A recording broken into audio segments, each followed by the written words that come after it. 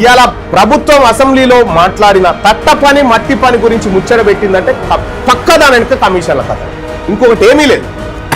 తెలంగాణ రాష్ట్రంలో ఏ ప్రజలన్నా దీని గురించి మాట్లాడమని చెప్పిరా?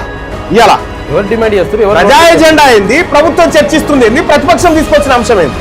మేనిఫెస్టో వేస్తే మేము తెలంగాణ రాజ్యాధికార పార్టీగా డిమాండ్ చేస్తా ఉన్నాము, ఈ దొంగ నాటకాలు ఆపండి. మీ అసలైన 42% రిజర్వేషన్ సంగతి ఏందో తెలుసండి. ప్రభుత్వం విఫలమైంది, ముఖ్యమంత్రి రేవంత్ రెడ్డి గారు రాజీనామా చేయండి. విఫలమైనందుకు ఇవి కదా తేలాల్సినవి. ఆ విషయం ప్రతిపక్షం అడుగుతలేదు, అధికార పక్షం అటు బీఆర్ఎస్ అడగది, ఇటు వీళ్ళు చెప్పారు. వీళ్ళిద్దరు కలిసి దొంగలు ఊర్లు పంచుకున్నట్టుగా నదులు పంచుకుని వీళ్ళిద్దరు కలిసి.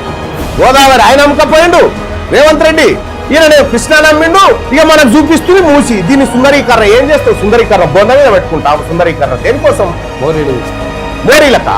మోరీలు మాకు, కాలువలు, ప్రాజెక్టు మీకు. మీ ఇదా కథ తెలంగాణ రాష్ట్రంలో?